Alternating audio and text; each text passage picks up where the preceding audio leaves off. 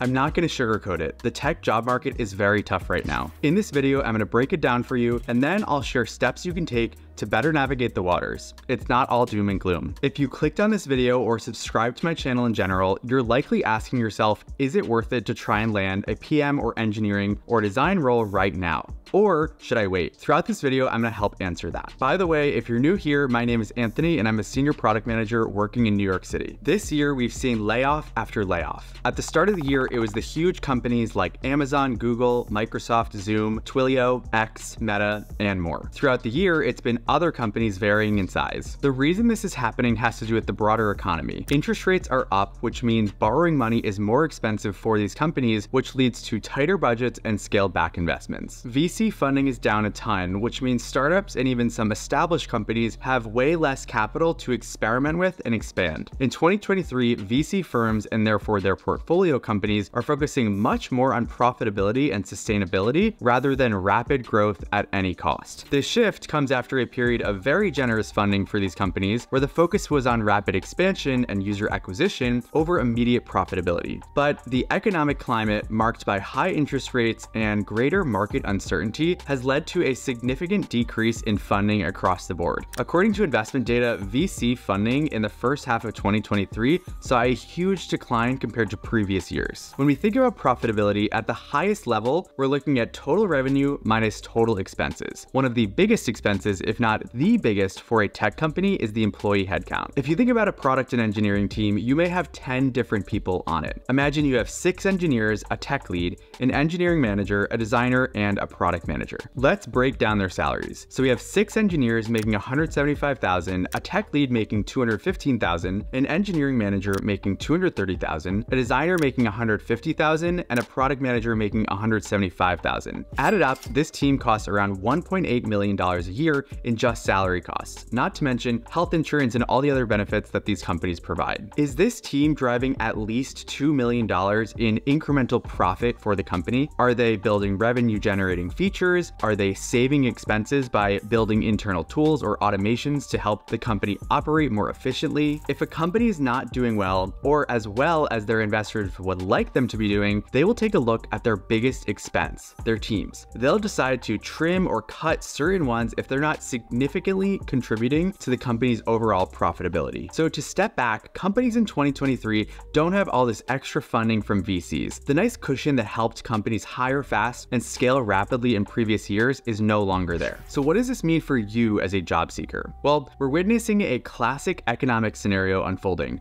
the supply and demand curve in action. Because of the layoffs, there has been a surge in the number of job seekers in the overall market. This increase in supply, that is the number of applicants, is happening at a time when there are fewer job openings. Companies are tightening their operations, really striving for profitability and efficiency, which leads to a decrease in demand for new hires. This imbalance between high supply and low demand can lead to tougher competition for the available jobs out there. Because of this supply versus demand imbalance, this means that companies can be a lot more targeted in who they actually give offers to. They can find the absolute best candidate for the specific role that they are hiring for. They're therefore stricter during the resume screening process and the interviewing process as well. Now, does this mean it's impossible for you to land a role? Absolutely not. These companies are still hiring for their teams. They still need skilled people to execute their strategies. What it does mean is that you need to significantly elevate your job seeking skill set. You need to become the best possible job seeker and applicant out there. Job seeking is very much a skill, and it's a learnable skill. When we think about high income skills that most people post about online, like digital marketing, one that isn't mentioned often but is really valuable is becoming really good at becoming a job seeker. So what makes an amazing job seeker? Let's break it down.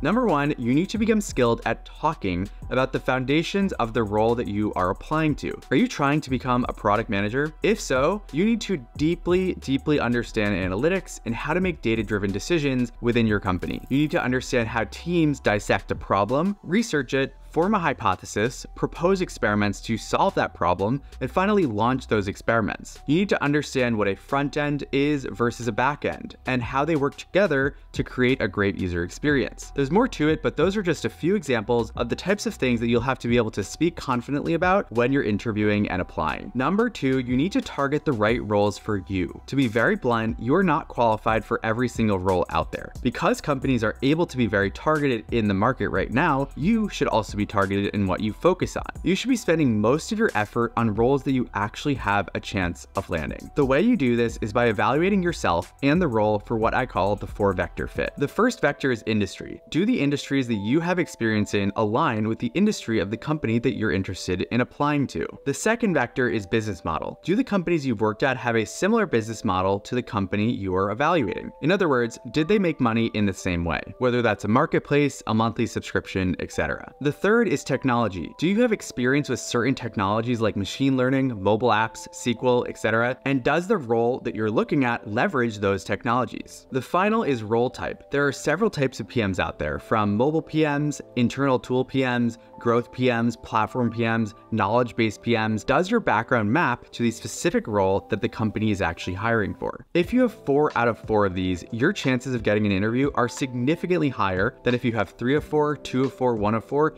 and especially if you have 0. Your goal is to determine your values for all 4 of these vectors and then put all of your effort into applying for roles where you have a strong 4-vector fit. Number 3 of being an amazing job seeker is creating powerful career assets and then using them during the application process. The first asset you need is your resume. It should be simple, structured, and easy to scan for a viewer. It should really only be 1 page long unless you have over 8 to 10 years of experience. In terms of the content, each bullet needs to be crafted and iterated on to be concise but powerful. Impact and outcomes should be the highlight of every single bullet, not just job responsibilities. And you should quantify impact whenever possible so that viewers can really understand the magnitude of the impact that you had in your previous roles. The second asset you need is your LinkedIn profile. Every visual component should look professional, from your profile picture to your cover photo to featured elements. Your bio should be clear about who you are, what you're passionate about, and what you're trying to do in your next role. And you should also be linking out to your product portfolio, which leads us to the third asset you need, which is a portfolio. This is applicable for PM roles, design roles, and engineering roles. Your portfolio should be a central hub to visually display your experiences and skill set. You should include case studies and side projects whenever possible to demonstrate your passion and skills within the world of product and engineering. Once these assets are all perfect and the best that they can be, that's when you start using them when you network with folks. 85% of job offers are given to employee referrals, so your goal will always be to get a referral from an internal employee. Having amazing assets increases your chances that a contact takes you seriously and ends up referring you. Now let's go through an example job and evaluate which candidate we think has a higher chance of getting an interview. Let's consider this Associate Product Manager Consumer Experience role at StubHub. If you don't know, StubHub is a secondary marketplace for live events like concerts, sport games, Broadway, etc. Now imagine 2 candidates that a recruiter is evaluating, Lisa and Gabe. So Lisa did an internship at a concert production company. Her first role out of college was a data analyst role at Eventbrite, which is a platform for people to host or find local events. Through that role, she became an expert in SQL. On her product portfolio, she has a page dedicated to the work she did at Eventbrite. She found some folks at StubHub, sent her portfolio alongside a very custom message, and ended up getting a referral for the role. Her resume formatting is perfect, and the content is powerful to show that she made a real impact during her time at Eventbrite. Now, on the other side, we have Gabe.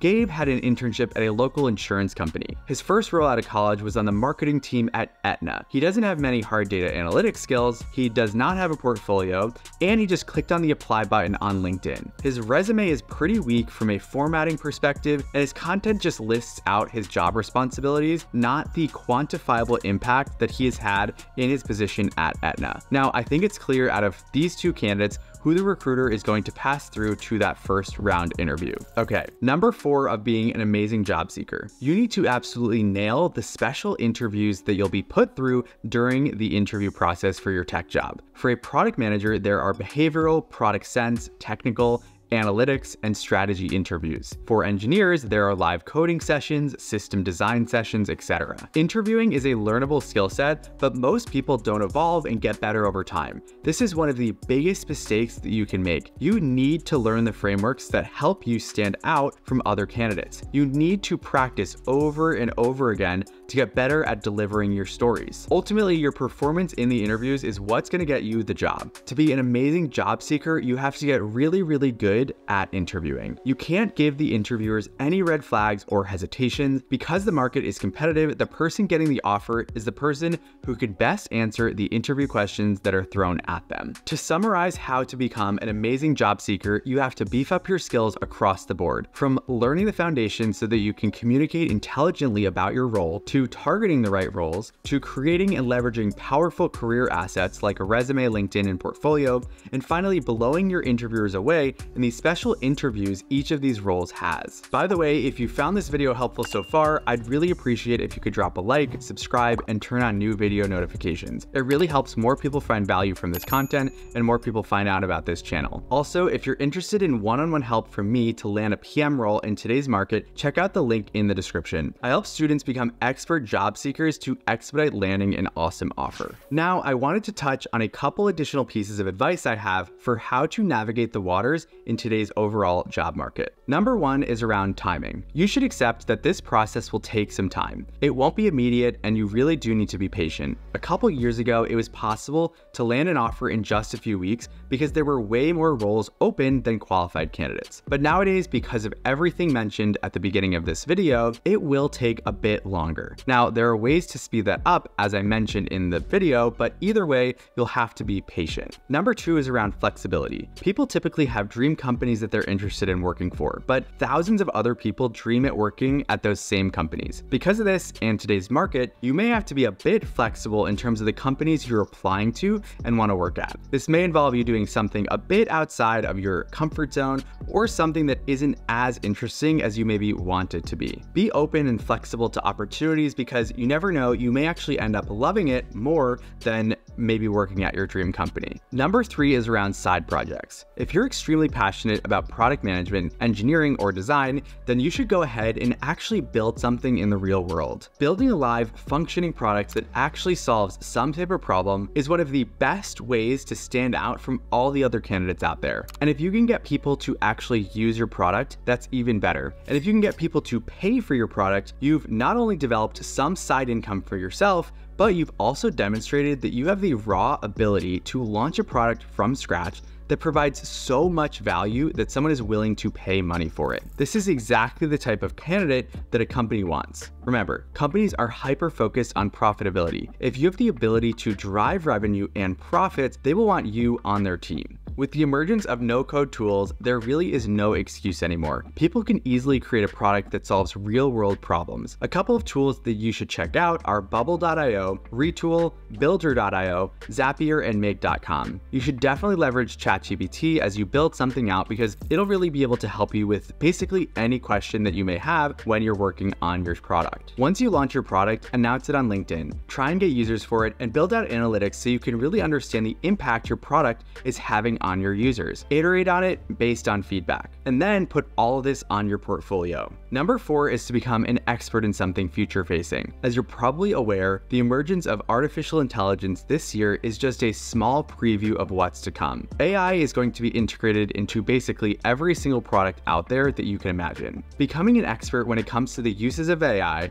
the underlying technology that powers it, etc., is going to really help you to be competitive in today's market. Again, if someone is evaluating two different candidates and one appears to be more of an expert on how to leverage artificial intelligence, that candidate is more likely to get the offer. There are tons of resources out there to start learning about AI and building products that actually use it. My fifth and final piece of advice is actually about personal finances. In my opinion, it is incredibly important that you focus on building up your emergency savings fund to be 6 to 12 months of living expenses. One of the most stressful things that someone can go through is being laid off without any money money in the bank. The urgency to then get a job in these scenarios is higher than ever, which leads to massive stress. If you work on building your emergency fund so that you do have some time when you're laid off, this will decrease the pressure a ton, and it'll give you more flexibility to do certain things to help you stand out in your search, like making a portfolio, building side projects, networking, all that good stuff. To get back to the original question on whether or not it's worth it to apply right now,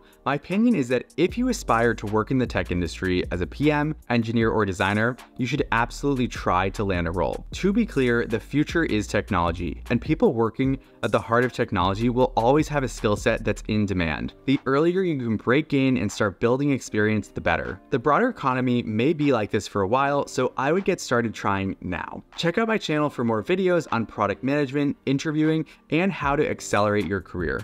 Thank you so much for watching.